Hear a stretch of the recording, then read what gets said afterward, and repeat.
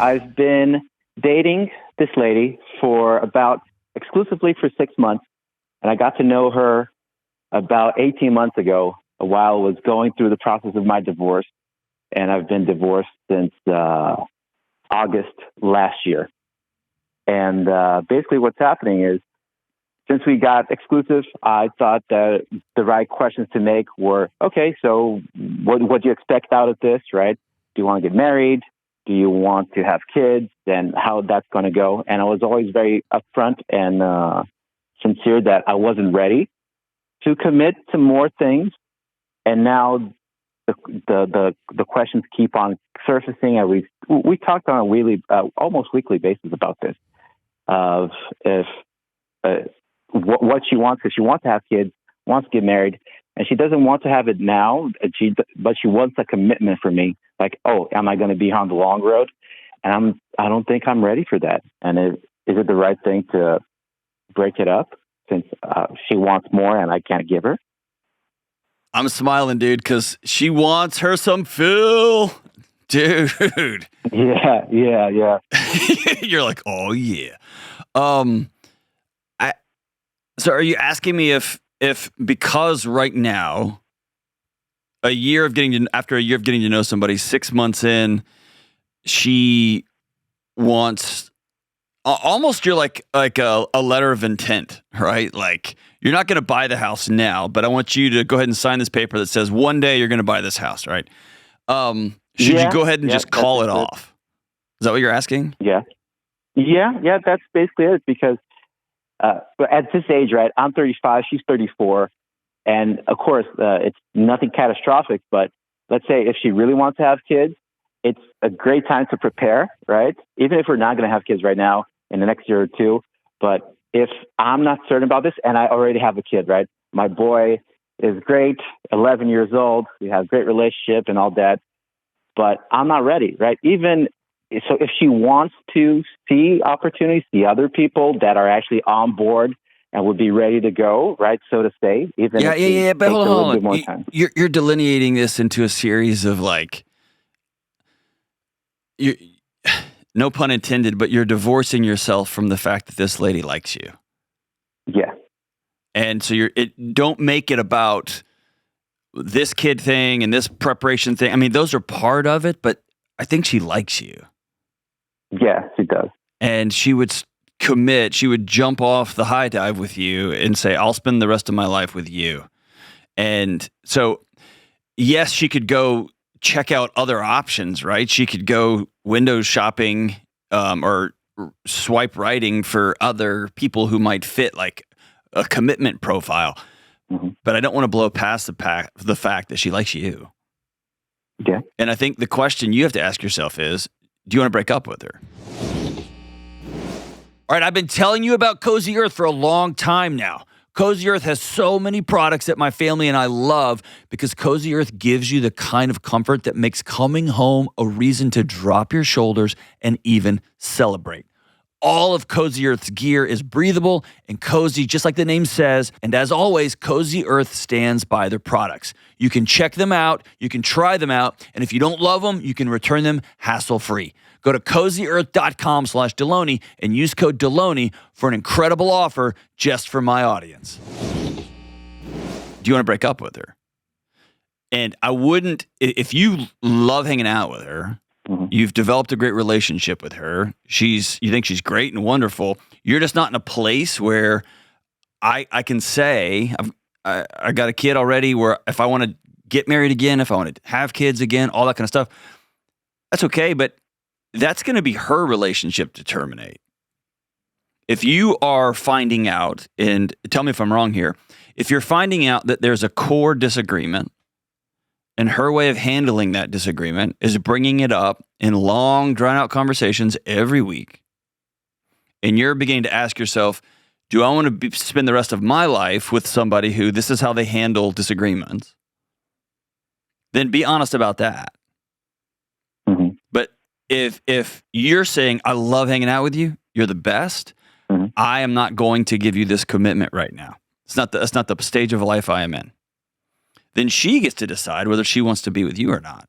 But I don't want you to like think I need to break up with her because I'm going to do her a favor, as long as you're being honest and keeping everything above board and on the table. You get what I'm saying? Yeah.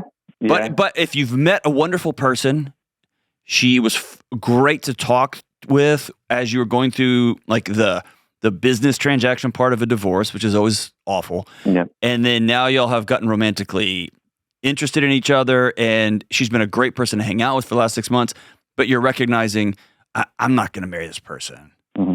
Like I then have the courage to say, don't blame it on the value thing, or I can't make this commitment. Just say, man, we've had a great year together, and I'm gonna go ahead and call it. You know what does that make sense what I'm saying? Yeah, that makes sense. It's it's just because all this process, right? I've been outsourcing my sanity to other people, right? Because just the divorce was all that weird stuff that goes through. And I've talked to my sister, was she on the same age as me, and she said, just don't waste her time, right? Because it's a precious time right for her. Yeah, but that's really hammering my head. That's disempowering her. Mm-hmm. You're wasting her time if you're lying to her. I see. You're wasting her time if you're making promises that you're not going to keep.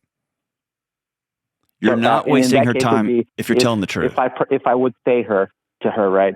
Oh, I really want to marry you and I want to have kids. So in 2-3 years, we'll figure this out. That would be a lie, right? And then that would be me wasting her time. Is that correct? That's the way I see it and read it. I see. She gets to be an adult, and I think it's unfair, or it's very disempowering for you to think I am going to decide what's best for you. And so I'm going to go ahead and blow up both of our lives because I think I don't want you to. I'm going to take your grown-up decisions away from you, and I'm going to make them for you. Understood. Right? She gets to be a grown-up and decide: do I love Phil, and am I willing to put the time in with Phil, knowing he's being very honest with me, that there's a great chance he doesn't want to have any more kids.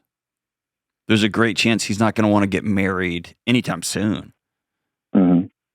And you have to ask yourself, is she pretty wonderful and amazing? And in 2 years, if she's moved on with her life and the smoke is cleared and I am ready to put both feet back in the boat with one person, am I going to kick myself for not having married her? I see. And that's the dance of meeting somebody new, right? That's why it's so like and chaotic and fun and scary and exciting. It's all those things all at once. Mm-hmm. Can you look yourself in the mirror and say, I'm 100% honest with her? Yeah. I've been overly honest. I took myself upon that. I wouldn't let anything unsaid anymore, because during my relationship, right, when I was married, I left a lot of things unsaid. Just, things are going to get better eventually, right? Something like that. So a lot of things went unsaid. So I took upon me that going forward, in these, especially in a relationship, in an intimate relationship, I won't let anything go by without saying all the words, right? Yep. Like you explained, right? I have to draw it. So it's not only the words, right? That we have the same image in head, same picture on our mind. I love it. Okay, let me go one step further. Mm-hmm. I'm this is what's popping into my mind here, but it's that scene in Dumb and Dumber when he's like, so do we have a chance together, like 1 in 1,000? And she's like, more like 1 in 1,000,000. And he smiles and he's like, so you're telling me there's a chance, right? Yeah. It may be, if you're being honest, like you're laying it all out on the table. Yeah. And you're saying things like, I don't know, or maybe in 2 years. Mm-hmm. And you can see this person in front of you hearing that as, so you're telling me there's a chance.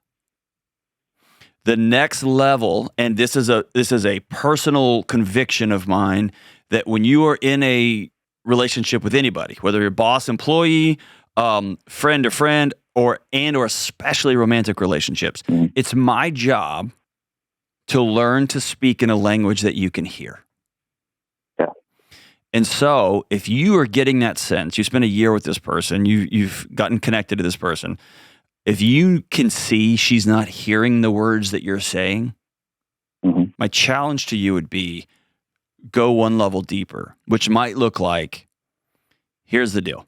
I cannot make promises or predictions for how I'm going to feel in a year from now.